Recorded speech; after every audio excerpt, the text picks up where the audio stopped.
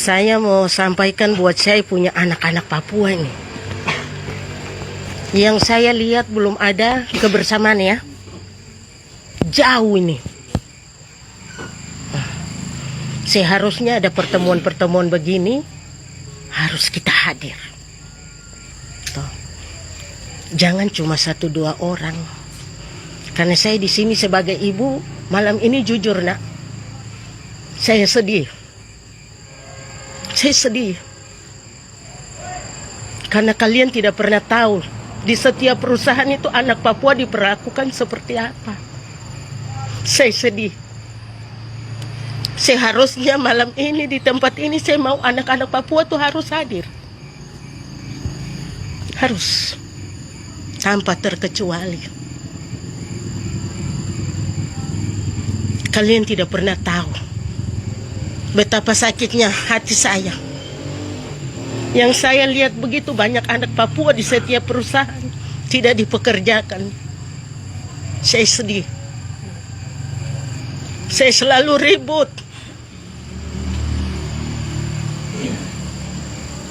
Kadang pihak perusahaan panggil TNI untuk harus datang amankan saya. Tapi saya tidak pernah takut. Saya tetap maju untuk membela putra-putri Papua. Saya tidak pernah mundur anak-anak. Jadi kalau malam ini kalian hadir cuma 1-2 orang, Mama sebagai seorang ibu, Mama rasa sedih. Sedih. Mari anak-anak, jangan diam. Kita bersatu untuk kita membela yang benar. Tidak boleh kita takut. Karena kalian ini tidak pernah tahu. Banyaknya perusahaan yang ada masuk ini sampai di kampung-kampung. Anak-anak Papua tuh cuma bisa berdiri dengan lembaran, cuma bisa berdiri dengan mereka punya jasa.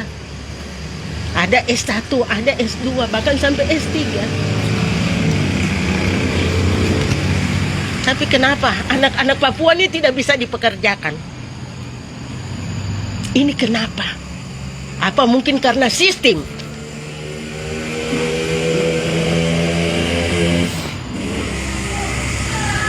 Sampai kadang mereka bilang orang Papua belum bisa. Tidak. Saya selalu lawan. Orang Papua bukan tidak bisa. Dia bisa. Cuma tidak ada kesempatan. Bagaimana anak Papua dia mau maju kalau tidak beri dia punya kesempatan? Orang Papua sudah maju, sudah bisa.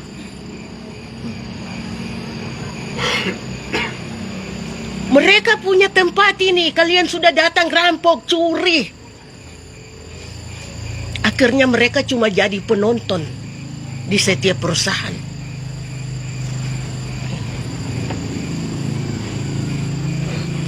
Mereka datang hari ini dengan lamaran, dengan berkas. Ya kadang pihak perusahaan terima. Cuma terima itu tidak diproses.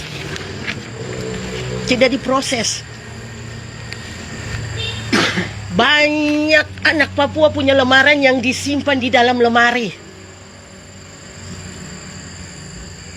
Itu di setiap perusahaan.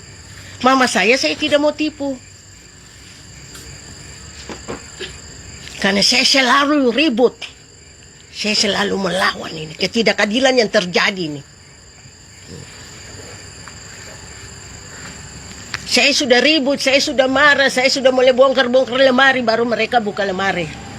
Baru saya bilang, kasih keluar berkas anak Papua, saya mau lihat, taruh di meja. Kenapa anak-anak Papua tidak bisa dipekerjakan? Saya bilang manajemen perusahaan.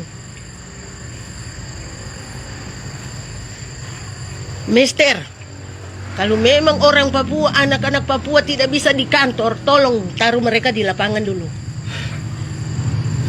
Biar mereka belajar lagi dulu di lapangan.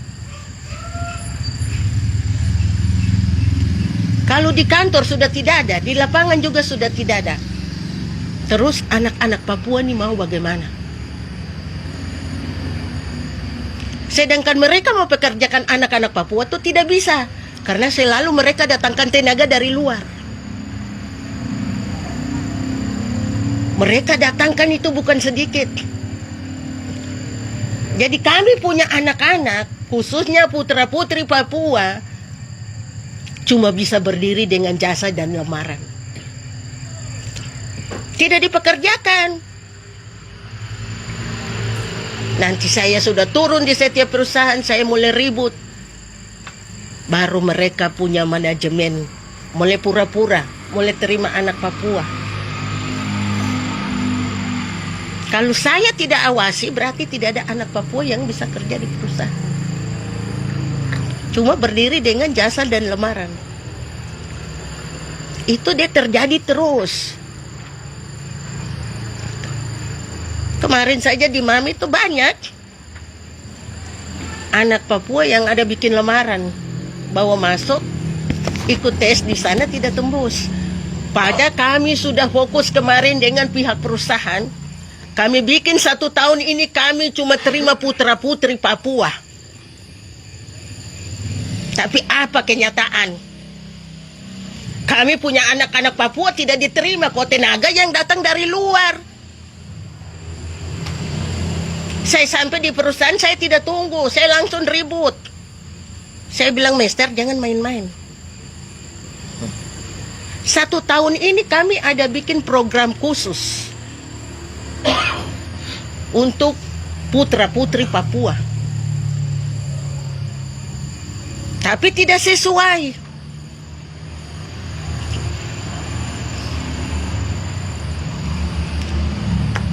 Yang mereka terima bukan Papua.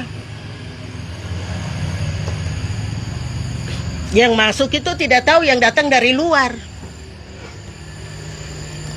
Jadi mama saya nih di setiap perusahaan itu mereka sudah cap saya nih provokator. Akhirnya 2019 mereka lapor saya sampai di DPR pusat. Itu dari perusahaan. Tapi saya tidak takut dia, Mister Keong. Saya bilang, Mister, kau warga negara asing. Ya. Tidak pantas kau datang lapor saya di negara Indonesia. Apakah saya yang pencuri, kah, Mister? Jangan main-main, Mister. Warga negara asing bisa masuk ke Indonesia, lapor kami, warga negara Indonesia yang status kami ini jelas. Ini pemerintah tidak boleh diam. Harus tangani masalah ini. Tidak boleh diam. Seakan-akan kami dituduh lagi mencuri. Kami tuan, tapi dituduh lagi mencuri.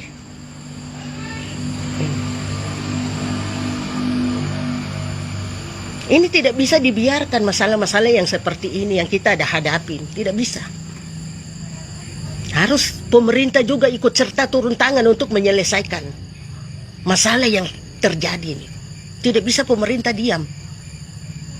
Seharusnya kalau pemerintah kasih masuk perusahaan, kasih izin, dikontrol. Supaya konflik itu dia tidak terjadi. Tapi kalau pemerintah cuma tanda tangan, terus kasih izin, dia jalan, itu dia gusur, habis. Pemerintah yang enak. Makan enak, tidur enak. Tapi dampaknya kami.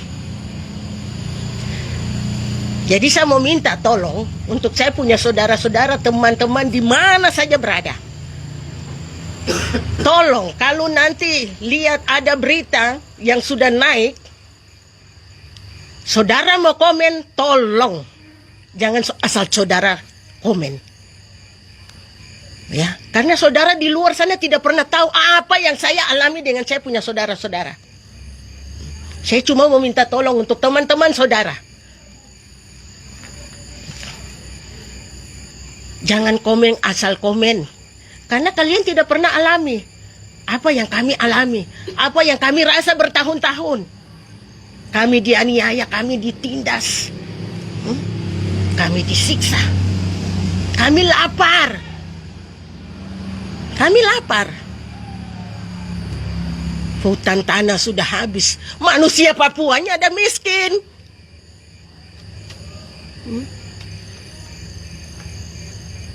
Kalau kami punya hutan tanah sudah habis, berarti kami sudah hidup layak, hidup sejahtera. Tapi sampai malam ini, kami belum sejahtera. Jadi ini harus menjadi perhatian khusus untuk pemerintah. Tidak boleh tutup mata. Harus buka mata. Untuk melihat penderitaan kami bertahun-tahun. Kami hidup dalam penderitaan. Kami hidup dalam kesakitan. Berapa banyak nyawa yang melayang. Tapi pemerintah tidak pusing. Saya datang lapor di sini, lapor di sana. Belum ada perhatian. Saya kecewa sekali. Tapi saya tidak pernah putus asa. Saya komitmen, apapun terjadi saya siap. Saya tidak akan mundur. Karena saya punya tanah leluhur habis. Saya belum hidup layak, saya belum hidup sejahtera. Jadi mama minta untuk putra-putri Papua harus maju. Kalian generasi penerus, garda terdepan. Ayo maju, jangan takut. Karena di setiap perusahaan itu begitu banyak anak Papua yang tidak dipekerjakan. Itu. Jadi kalian harus satukan barisan.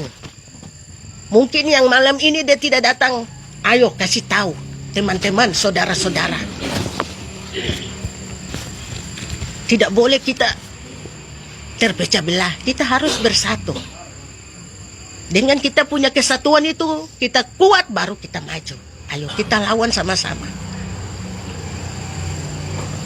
Tapi saya lihat jujur, saya lihat mahasiswa di sini ini kayak udang. Mundur maju. Mama saya ini berapa kali turun di Musamu, saya lihat. Kok anak-anak Papuanya begini? Begitu banyak anak Papua. Di mana kalian punya keberanian? Di mana nyali kalian sebagai putra-putri Papua? Di mana? Saya tanya anak-anak Papua. Begitu banyak perempuan Papua melahirkan anak-anak Papua generasi penerus. Terus di mana kalian? Harus kalian berjuang untuk menyelamatkan hutan tanah. Saya lihat di Musa-Musi itu, aduh, kadang saya nonton saja. Itu saya turun lihat berapa banyak anak Papua yang ada di kampus sana. Hari itu saya turun, saya sisip di situ, saya duduk dengan mereka. Saya mau lihat ini anak-anak Papua nih. Apa yang kalian mau buat? Karena tidak ada persatuan. Makanya kalau ada masalah, yang lain maju, yang lain mundur. Itu udang. Tidak berani hadapi. Lebih baik tidak usah jadi jantan, jadi betina saja. Tuh. Tuh. Percuma kalau kita jadi jantan. Baru kita tidak punya nyali. Harus kita buktikan laki-laki sejati orang Papua itu bagaimana. Buktikan jati diri kalian sebagai putra-putri Papua. Jangan lemah. Tidak boleh kita lemah. Kalau kita lemah, kita lengah, maka sia-sia kita punya perjuangan ini. Selagi mama saya masih, Tuhan masih berikan saya kesempatan, umur panjang, kesehatan, saya akan maju dengan kalian semua. Saya akan ada untuk anak-anak Papua.